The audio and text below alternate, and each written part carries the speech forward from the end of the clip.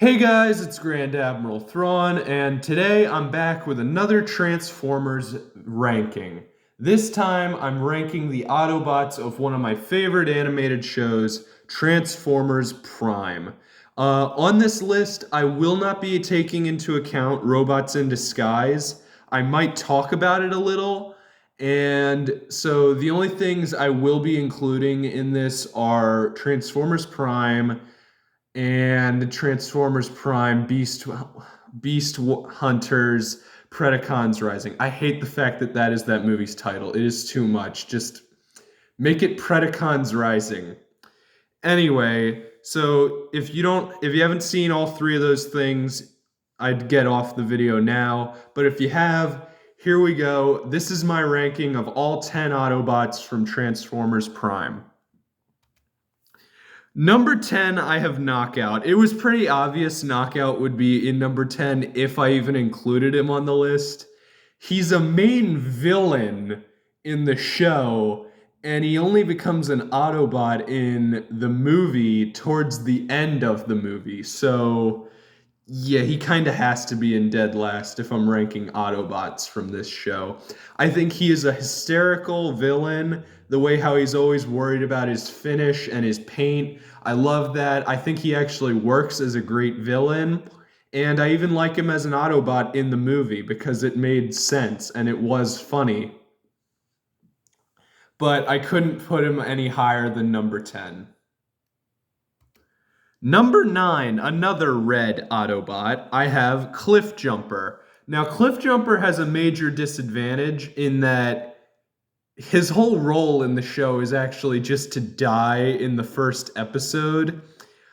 Seriously, I don't know how they got The Rock to voice him for the first episode when all this Autobot does is die. I don't know how they did that. It was a miracle. Like, I don't understand how they were able to get him for it. But in the few moments we see of Cliff Jumper in the pilot, he is awesome. And we even get a prequel episode where we get to see him and RC working together, and he's really good in that. Although, unfortunately, he's not voiced by The Rock in that. Side note, this is a really cool drawing I made of Cliff Jumper, and I just felt like showing it off in the middle of this ranking. None of this is traced. This is all me. So anyway, back to the video. But yeah, Cliff Jumper, he's a really cool Autobot. It kind of sucks that basically everything he's in, he's used as cannon fodder to show that an Autobot can be killed. But I still think he's really cool in this show. And yeah. Number 8, this is the last Autobot who has a disadvantage on this list. And I forgot to mention this. I like all 10 of these Autobots. There isn't a single one on this list that I dislike, okay? Now that that's out of the way, Ultra Magnus is awesome in what little we get of him, but he has a disadvantage of that. He's only introduced in season 3, and to begin, he's kind of introduced as like, he kind of is bossing around the characters you already know, and you haven't really gotten attached to Ultra Magnus yet. In my Transformers movie ranking, which, by the way, I wish to let you know, please just discard that whole video because it had been a while since I watched Predacons Rising, and also I don't have Transformers 1 on that one, and there's just a lot of things, so just please discard that video if you've seen it. But anyway, back to Ultra Magnus. I think he's a cool general, but he definitely has a disadvantage at first in that he's kind of, I don't know if I would say he's not unlikable, but he's definitely not as likable as the other characters that he's bossing around. And as season 3 goes on, I definitely like Ultra Magnus. He grows on you a lot. He's a great leader. And I love seeing him use the Forge of Solus Prime as a weapon, just seeing him swinging this massive hammer around. I like it when he loses his hand and how that attaches to his character. However, in Predacons Rising, he really doesn't do much. All he does is get injured in that movie. So yeah, Ultra Magnus kind of has a disadvantage. If he was used more, maybe he'd be higher on this list, but I don't think I could put him any higher than number 8. Number 7, I have Smokescreen. Now, Smokescreen is actually a really cool Autobot in my mind. He's kind of like the hot shot of the group, but he's not used to be like cocky or bad or anything.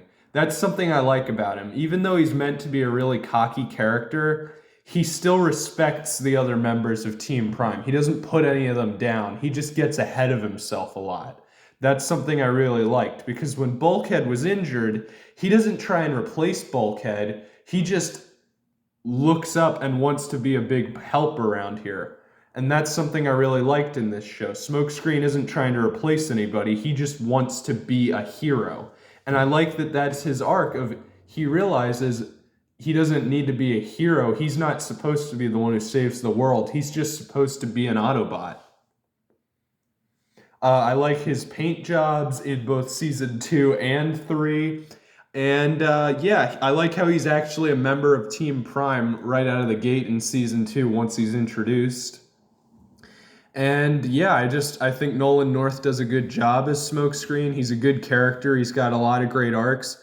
The only thing I will say is in season 3, he's kind of used a lot less because in season 2, he's one of the main characters and he gets a lot of episodes about him. But then when you get to season 3, he doesn't really do as much.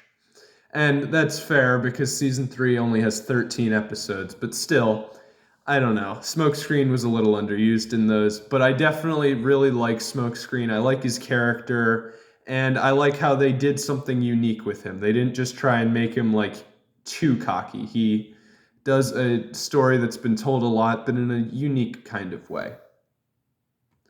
Number 6, I actually debated on who I wanted to be in 7 and who I wanted to be in 6 between Smokescreen and Wheeljack.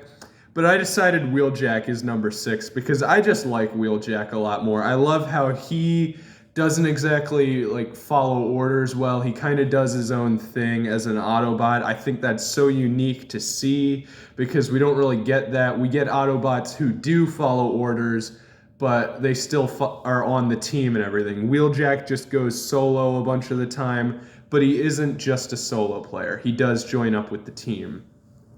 And I really like that. I like Wheeljack. I like all the character development he gets in season 3. He doesn't really get much of any in the first 2 seasons. In those 2, he's kind of just an ally to the team. But I really like Wheeljack. I like how he always has one grenade with him. And I like how he is funny. Wheeljack makes a lot of good jokes in this show. And he's also just really cool to see in battle. He does a lot of unique fighting styles. He uses swords, grenades, guns. Wheeljack's just really cool, and I like how he doesn't exactly follow orders in this show. It's a very unique character. Number 5, I have Bumblebee. Now, when I did the Michael Bay movies, Bumblebee was in number 1, and this isn't saying that Transformers Prime has a bad Bumblebee. I am by no means saying that. I like their Bumblebee. I like every version of Bumblebee. The only thing I will say is that the other Autobots definitely get more screen time than Bumblebee, and that's something that I actually like about Transformers Prime. Optimus and Bumblebee are not the main 2 Autobots. Optimus definitely becomes one of the main 2 as the show goes on, but to begin with, Optimus and Bumblebee are main characters, but they're not the main 2 that we focus on every episode. I like how they did the voice box removed with Bumblebee, and I like that they did something unique with it in that they didn't just do that he can only talk through the radio. He can't talk at all. Like, all he has are these beeping noises that people can't understand. And this Bumblebee has what is, in my opinion, the saddest moment in this entire show. And I just like this Bumblebee. He's actually the only Autobot on here who got his own spin-off show, Robots in Disguise, which I do like him as the leader in that show. He gets to lead his own squad. And yeah, I'm not really going to be including Robots in Disguise here because if I did, then I'd have to put Bumblebee in first. And I also feel like maybe I should include the Autobots from Robots in Disguise. So I just decided to not take that into account. But yeah, I definitely really like this Bumblebee. He's got some great moments. He's funny. He's got sad moments. And I like his bond with Raph. And it's like how B says in the finale when he's saying goodbye to Raph, how Raph says, "You don't have to say anything," and B says, "I never did." That was a great moment, and I just really like this Bumblebee. Number 4, I have Ratchet. Now, this is probably my favorite version of Ratchet across all Transformers media. I just like how they did the Ratchet as the I'm too old for this kind of guy. He's the medic, and he rarely leaves the base, and I think that fits him, where he stays at base and does all the tech stuff. He's the medic. Ratchet has an important role in this show, and he does it. I really like, though, what they do with Ratchet, how he's very sarcastic. He doesn't like humans. He gets angered very easily. He's a very fun character to follow. And I like when they give him episodes where he is the main character and he gets development. I really like this Ratchet, even though they do just the I'm too old for this kind of thing. It works with this Ratchet. I really like his design too. That's something, I like all the designs of these Autobots. I didn't really mention that, but I do. I just think that Ratchet is a really good Autobot. He's got some of my favorite moments in this show. He's very funny. And yeah, when push comes to shove, Ratchet does actually fight in this show pretty good. Not as good as the other Autobots, but he does a good job of holding his own in a fight. Number 3, I have Optimus Prime, and I actually was considering on do I want Optimus in 3rd or 2nd, but in the end I ultimately decided to put Optimus in 3rd. I like how in this show we get to see more of Optimus Prime. We get to see, this was before Transformers 1 came out, we got to learn about Orion Pax and his origin through this show. We get to see this Optimus as a leader. We get to see him through all these different perspectives, a warrior, a leader, a family member. Just like we get to see Optimus through all these different points of view, and they do a good job with all of them. I like both of his designs. I like his seasons 1 and 2 design. I do like his season 3 and movie design. And just, I really like this Optimus. I like how he's great in fights. He has some of the best fight scenes in this show. I like how he's always there for the rest of his team. And I like how they go into the fact that primes don't party, as they put it in this show. And that we get to see that from Optimus. I really like how we see him and the choices and the struggles he has to make as a leader. Just, I really like this Optimus. And it was really hard to put him in 3rd because he's really cool. And something I want to point out here, I didn't used to like the ending of Predacons Rising because nobody wants to see Optimus Prime die, but I've actually come around on it the more I watch that movie, and just like, I really like that scene where he says, in my eyes, you are all worthy of the title of Prime. I really like that scene. It's just a good scene, and it's a good end for Optimus, where he's sacrificing himself so that Cybertron can have life again. It's a really good scene, and it's just a really good character. Peter Cullen, I love that they got him back, and I just think Peter Cullen is the best Optimus. I like Chris Hemsworth as him in Transformers 1, but Peter Cullen is Optimus Prime, and I'm so glad that he voiced him in Transformers Prime. Number 2, I have Bulkhead. Bulkhead has my favorite of the bond between Autobot and humans in this show. I like his bond with Miko. I like how he's the big guy, but he's also more than that. They don't just make him the big dumb guy who likes to break things. He is big, he likes to break things, and he sometimes can be dumb, but he's a lot more than that. I wouldn't even say he's dumb, he's more just clumsy, or he doesn't always know the situation. I like how Ratchet has the running gag of Bulkhead. I needed that when Bulkhead will break something. And just, I really like this Bulkhead. We get to see a lot of depth with him. And I can't actually imagine what Transformers Prime would have been like if they used Ironhide instead. For those of you who don't know, they originally were going to have Ironhide, but for some reason they thought it would be too complicated since Ironhide dies in Dark of the Moon, so they changed him to Bulkhead. But I'm glad they actually did that. I don't know why they had to. It makes 0 sense. RC dies in Revenge of the Fallen, but they still have her in this. So it makes zero sense, but I'm really glad they did actually change him from Ironhide to Bulkhead. I like Bulkhead's design in this. I like how he's great at fighting, and I like him as a wrecker. Him and Wheeljack have great interactions with each other. And just like I said earlier, I think him and Miko have the best bond out of any human and bot in this show. Jack and RC and Raph and Bumblebee are also great, but I just think something was more special with Bulkhead and Miko. And yeah, I just think that this Bulkhead is really good. Kevin Michael Richardson does an amazing job as Bulkhead.